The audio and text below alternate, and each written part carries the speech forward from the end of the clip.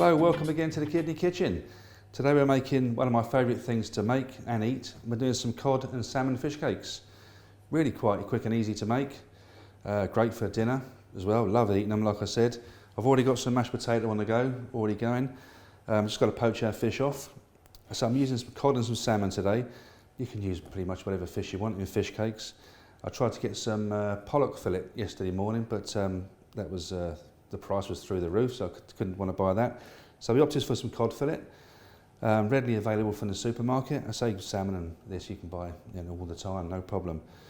Then we're going to breadcrumb them. We're going to flour, egg wash, and run them through some panko breadcrumbs, which are Japanese breadcrumbs. Really quite big chunks of bread there, and they go really crispy once you've baked them in the oven. So I've preheated my oven already, about 180 degrees. And rather than pan frying them, just to eliminate a bit of the fat in the fish cakes, we're going to make them into small cakes and bake them in the oven. So I'll say my mashed potatoes nearly ready, just a matter of poaching my fish now. Like I said, we've just got a pan of water just simmering on there. In goes my cod and my salmon. You can flavour your water if you want to. Sometimes I put a bit of bay leaf in there, maybe a bit of chopped shallots, some thyme, something like that, but I'm keeping it really simple today. So just some water in there. So that's my fish poaching. It's going to take 3, 4, 5 minutes, perhaps 3 minutes with the thinner pieces, and you've got quite a big chunk of salmon in there, so allow sort of 5 minutes for that one. And while that's poaching, then we'll mash our potatoes. Potatoes boiled, ready to be smashed.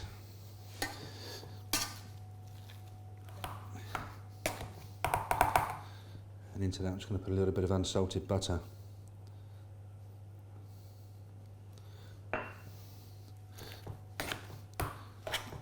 Give that a good old smash.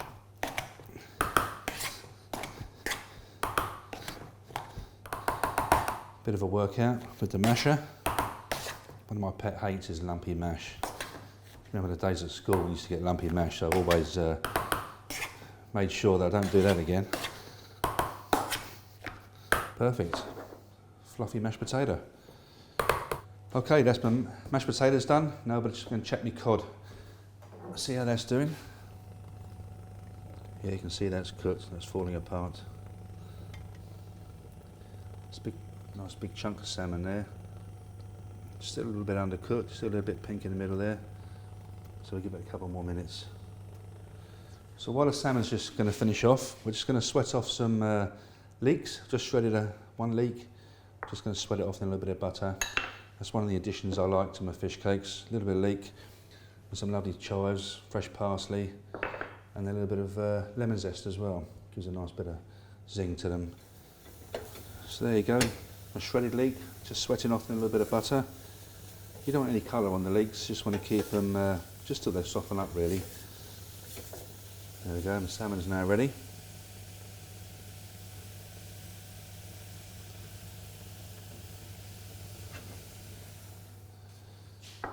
So there's my fish ready. I'm just going to stick that into a colander just to get rid of any excess water, because if you have too much water in it then your fish cakes will just collapse and be horrible. So I'll put that into a colander just to drain for a couple of minutes. That's my leeks ready. They've had a couple of minutes on the stove there, nice and soft. And we're just going to put those straight into the mashed potato.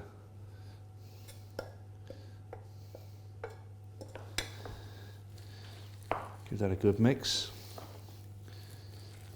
I'm just going to put it into a bigger bowl now.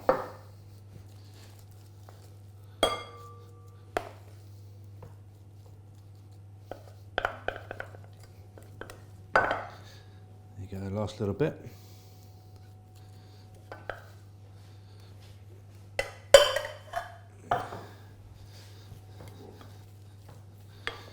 Give it a good mix around. I say we've got some couple of tablespoons of fresh chopped parsley.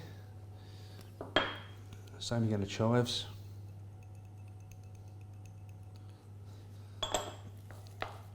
Lovely, love the smell of fresh chives. You can use dried herbs as well if you can't lay your hands on any fresh herbs. But just don't put as many in because they're a lot stronger with the dried herbs.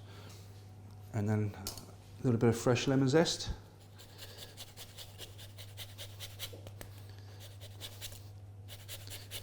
I'll probably put in the zest of about half a lemon.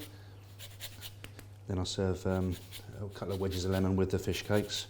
But you can always add a little bit more if you like it a little bit more zingy. Nice big chunks, nice big flakes of fish. Leave it nice and chunky, because when you stir it, it's going to break up a little bit. But always check through as well for any bones. Usually the supermarket shop brought fish is, you know, pretty good. If you're going to your fishmonger, just double check as you're picking through it, just you've not left any bones in there. Beautiful. And then let's give it a good old mix in together. So there we go, it smells great. Very versatile dish, fish cakes. The kids love them, I know my two do. You can use them, you know, have a nice big couple as your main course, or smaller ones as a little starter if you're having a dinner party or something like that. Can be made in advance as well, the day before. We're going to put this mix in the fridge now, just for about half an hour, just to firm up a little bit. It just makes it a little bit easier to mould when you come to making your shapes. So that's about half an hour past. I'll just go and grab my fish cake mix from the fridge.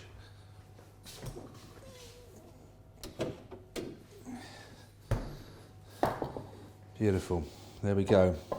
So now we're going to make some little patty sizes.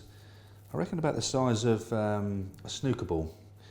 So it's about 50 grams, but say about the size of a ball. And we're going to give 2 of these per portion for your main course.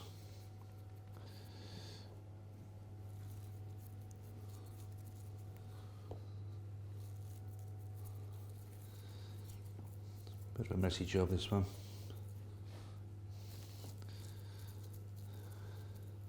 So try and get them all the same size if you can. Just a rough guess.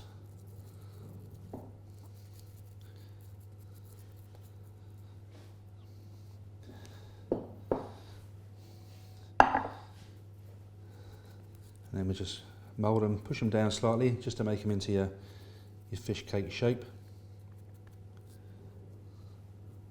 You can leave them round. I've known people, and I've done it myself, we just have them as round balls as well.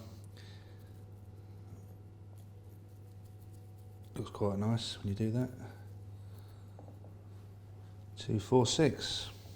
There you go. So we're just going to put those back in the fridge again for another 10 minutes, just to firm up a little bit more, just before we run them through the breadcrumbs. Okay, 10 minutes are gone. Let's go and get our fish cakes.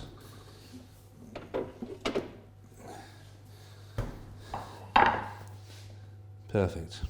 That's just what we're looking for. At this stage, if you wanted to freeze them, you can. It's probably best to freeze them like this, just before you put them through the flour, egg and breadcrumb, because when you do breadcrumb and you freeze them, once the breadcrumbs, the fish cakes start to defrost, the breadcrumbs will become all soggy. So when you go and fry them off or put them in the oven, they won't be as crispy. So if you want to freeze them, best to do it now. And say you can make these in advance and freeze them if you know you've got a dinner party in a week's time or so. You can freeze them. Probably best to either individually wrap them, or like I have on there, then wrap the whole plate, just so long as they're not all squashed together or on top of each other. That's the best way to do it. And then they'll defrost a lot more quicker and a lot more evenly then. Another messy job, this one. If I'm making these for the restaurant or at home, we usually have a couple of you, just to save you getting all lagged up. One of them will do the flour and the egg wash, and the last person will do the breadcrumb. As you can see, I'm just about to make a right mess.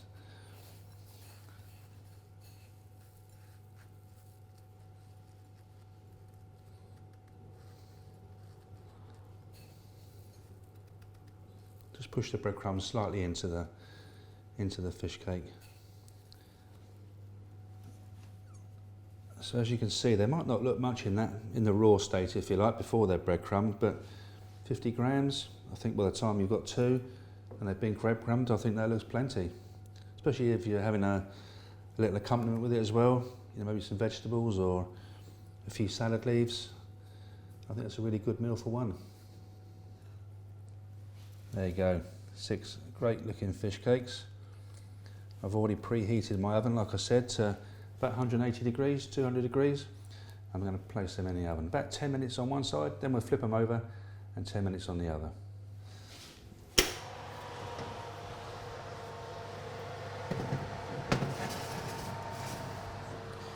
See you in 10 minutes.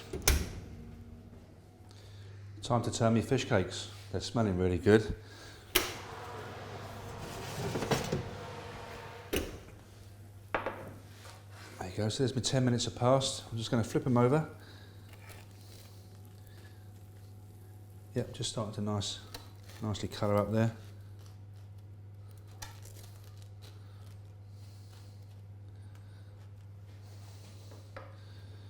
And then back in for about another 10 minutes. And there we have our salmon and cod fish cakes with leeks, chives and parsley. I'm just going to invite Nick in today, who's with us, our dietitian.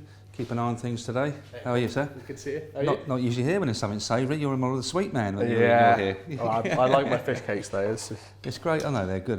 They're really lovely. They've got a good size as well. Great size. You had 2 different types of fish in there, didn't you? I did, yeah. Cod and salmon. Can you serve some vegetables? I think with it, some broccoli or something like that. Yeah, some boiled vegetables. Yeah. Absolutely perfect. You know, get rid of that potassium as much as possible, but you know, a light garnish like that, that's absolutely fine. If we were starting to add things like tomato, it might start adding a bit more potassium in it, and there's always quite a lot of potassium from the potato in there already, so you need to be a bit careful for the whole dish. Yeah, I was very mindful to boil the potatoes in plenty of water before as well, before I mashed them. Yeah. No, that's perfect. Usually I'd serve like tartar sauce or some mayonnaise or something with them. Is that something that I could? Really small portion, absolutely fine, and again, just adds a little bit to it. Sure. But there's a lot of flavour in there already, isn't there? Yeah, I'm just hoping they're not too dry. Like I say, we usually would serve a little bit of something with it, but give it a go, see what you think. Yeah, they seem to be nice and crusty on the outside.